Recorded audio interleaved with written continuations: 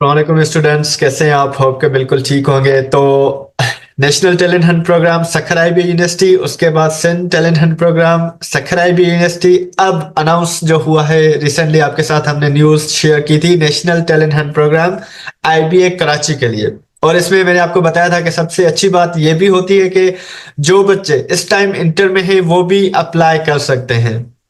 तो हम एनटीएसपी की टेस्ट प्रिपरेशन के हवाले से अगर बात करें तो बहुत कम स्टूडेंट होते हैं जो एनटीएसपी आईबीए कराची की तैयारी करते हैं। हमारे जो रूरल रीजन है, जो हमारे विलेज विलेज के जो लोग होते हैं, विलेजेस के, या हमारे बाकी डिस्ट्रिक्ट हो गए हैदराबाद और कराची के अलावा, वहां से बहुत कम बच्चे अप्लाई करते हैं।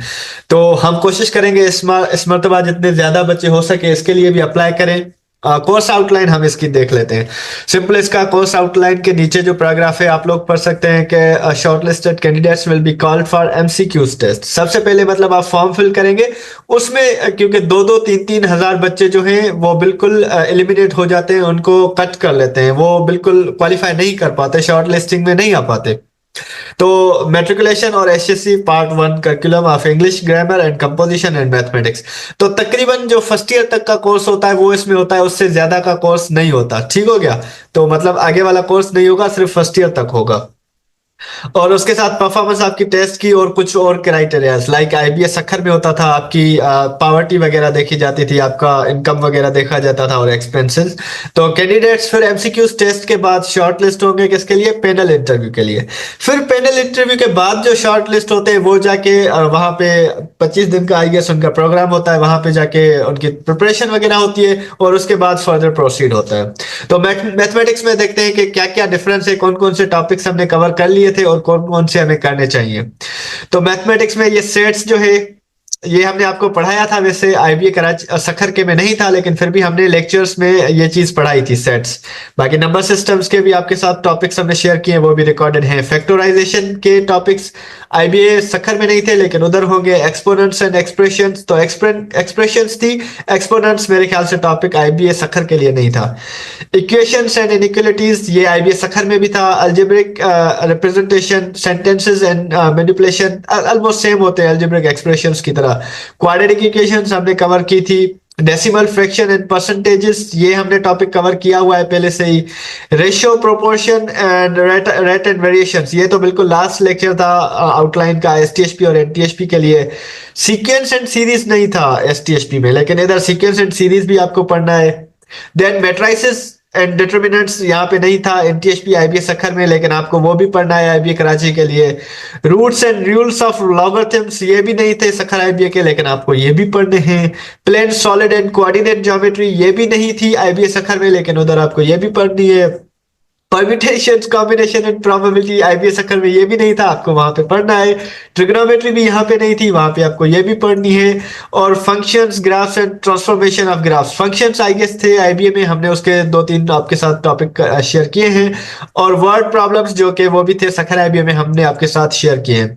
तो बेसिकली कितने टॉपिक अगर हम कहें तो हो गए 1 2 3 4 5 6 7 8 9 10 11 12 13 14 15 के करीब मैथमेटिक्स के जो है आउटलाइन में ये आपके पास टॉपिक्स है। अगर इनके सब टॉपिक्स में भी डिवीजन करें, जैसे ratio, proportion, rate and variation अलग अलग करें, तो ये 25 के करीब हो जाते हैं। तो इसके लिए आपको थोड़ी ज्यादा मेहनत करनी चाहिए और ज्यादा टाइम भी होगा आप लोगों के पास। ऐसा नहीं है कि आपकी टेस्ट कल या परसों या 1 महीने बाद हो रही है। इसकी टेस्ट मोस्ट प्रोबेबली मार्च के बाद अप्रैल में होती है, मोस्ट प्रोबेबली अप्रैल में होती है। ठीक है, तो आपके पास 4 महीने का तकरीबन तकरीबन 4 महीने होंगे। और आप अगर सिंपल 4-4 से 5-5 टॉपिक भी हर महीने में कवर करें तो भी आप इजीली कर सकते हैं। लेकिन फिर वही बात आ जाती है कि डेली बेसिस पे पढ़ेगा कौन हमारे बिहाफ पे। तो बिल्कुल जो बच्चे चाहते हैं कि उनको 50 लाख से ज्यादा की स्कॉलरशिप मिले तो उनको थोड़ी बहुत मेहनत करनी होगी अभी से। देन हम इंग्लिश की तरफ मूव करते हैं। तो वोकेबलरी है आपके पास, sentence correction and sentence completion है आपके पास, एरर आइडेंटिफिकेशन ये तो हमने कवर किया था, वोकेबलरी भी की थी।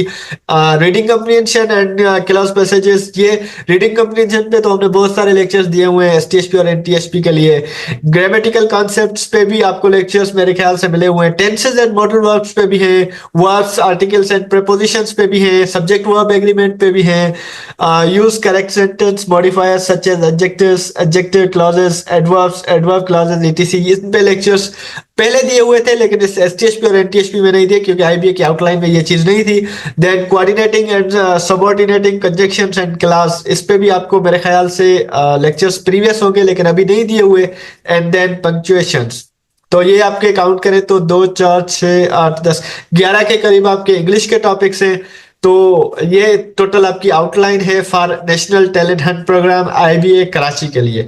आई होप कि आप लोग इंशाल्लाह, हम अगर इसकी प्रिपरेशन स्टार्ट करवाते हैं तो वो 15 जैन के बाद ही होगी, लेकिन मैं स्ट्रांगली रिकमेंड करूंगा आप लोगों को कि जरूर इसके लिए तैयारी करें, अपने लोगों को अवेयर करें और अच्छे तरीके से टेस्ट में जाके बैठें और देन क्वालिफाई करें इंशाल्लाह। मोस्ट ऑफ स्टूडेंट्स करेंगे भी। ठीक है, तो ये थी बेसिकली आउटलाइन आईबीए कराची के लिए। होप कि आपको पता चल गया होगा।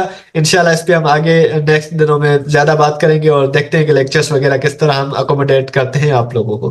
ठीक है, तब तक के लिए थैंक यू, अल्लाह हाफिज, बाय बाय।